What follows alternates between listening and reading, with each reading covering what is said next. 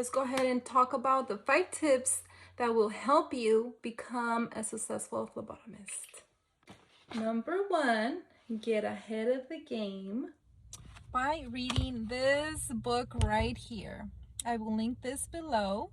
This book will be your best friend. So not all schools provide an externship, okay? Apparently. And I know this because a lot of you guys actually have asked me. And I came to realize that not all phlebotomy schools are created equally. Because a lot of people think it's you just take the class and that's it to become a phlebotomist. No, my friend. There's a lot of information that you must know before you even start class. This book will prepare you for that. There are schools. He will provide a code for the correct schools. Okay, if you have any questions of what school, well, this book will tell you. This book will make everything easier for you. If you have any questions throughout your journey, just stop, go back to this book, and this book will be there for you to save you and answer any questions or provide you with the websites that you need to submit your license, to submit your certification exam. So this book, it's a great investment. A lot of people do ask me at work if I like my job. I'm so grateful to create this video because now I can go ahead, when they ask me this question, I could just be like, hey, watch this video of mine, right? And with that being said, you guys, go ahead and make sure you check out this book, Day in the Life of a Phlebotomist. Phlebotomy is not for everybody, but it can be for you. And the way to find out is by reading this book. It's a small book, it's an easy read, and it's a fun read. Number 2, I will be sharing my very first blood draw mistake. I know. Of course, I was very scared, nervous, all of the above. I'm sure I was shaking like when I was about to poke my partner. And then on the middle of it, I did put on the tourniquet and everything. But in the middle of it, once I was about to poke, I was literally going like this. And my instructor kept saying, anchor, anchor, anchor, anchor, anchor, anchor. And what did I do? I just poked without anchoring. In my defense, I didn't know what anchoring was. That's why I'm sharing tip number 2. I'm going to tell you all about anchoring so you could avoid my mistake and basically learn from a mistake, my friend, because we're here to help you. So do not be clueless, okay? When you start your phlebotomy class and you're going to poke for the first time, anchoring basically means that you have to pull the skin down before you poke. Okay, here's my vein. You anchor. That's anchoring. Okay, so avoid my mistake. And your first drop, just there's a lot of steps that you might forget, but that's one of the mistakes that I totally forgot to anchor. Anchor like this.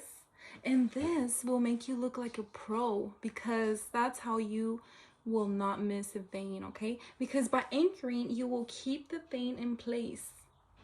And you will look like a pro because you will not miss. Number 3, do not, just kidding. Number 3, memorize the order of draw. Ta-da!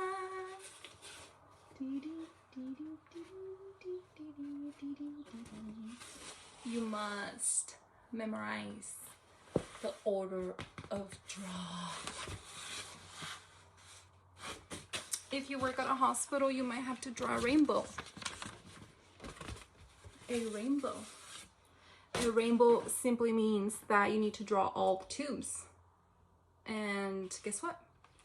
If you didn't know, you have to do it in the order of draw. So these are the color tubes. You cannot draw this one first and then the blue. That's a big no-no, okay? You must learn the order of draw before. If you learn this before your school, you'll get ahead of the game. But regardless, you will use this during school, even after school. Basically, you must know the order of draw for the rest of your life. Just kidding, for the rest of your phlebotomy career. Number 4, always, always, always, always be willing to learn and to help out. So this will help you because that will open the doors for you to get a job offer. Your hard work will never go unnoticed. Will never. Okay, that's why I believe I got my first job offer and also my second hospital job offer, working once I was hired. Not intentionally, that's just the way I am, but I'm giving you these tips just in case you don't know.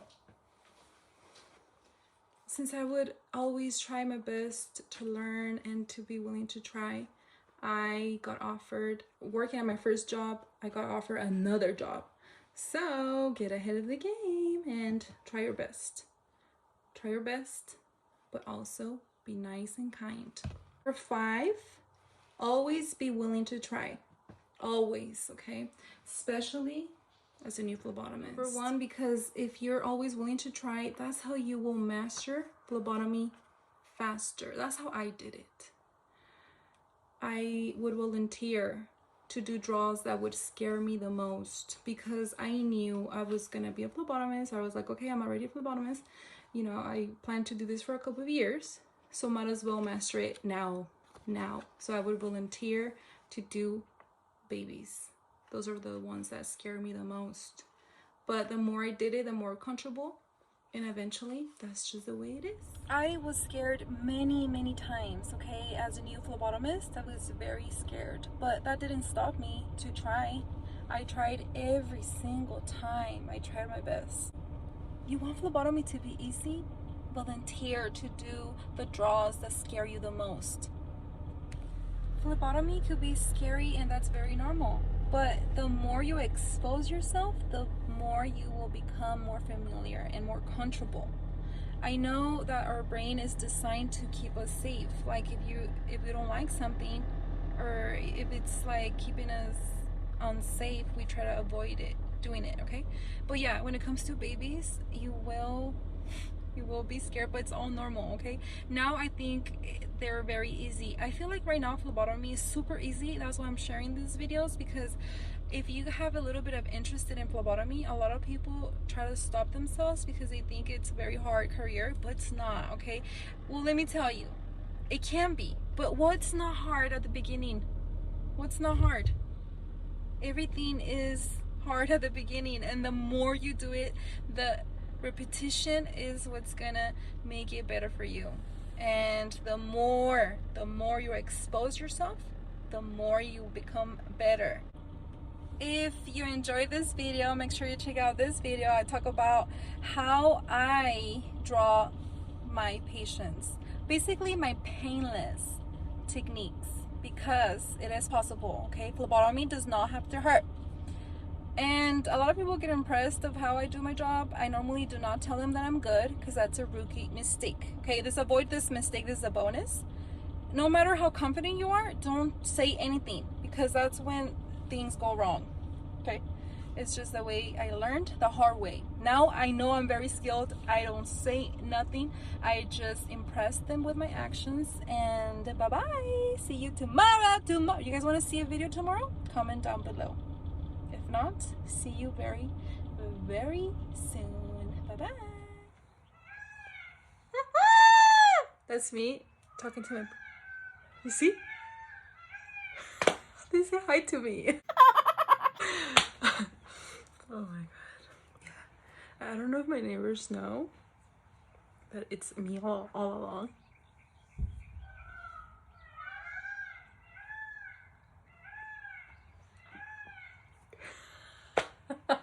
That's why I talk to them, you know? They're so adorable.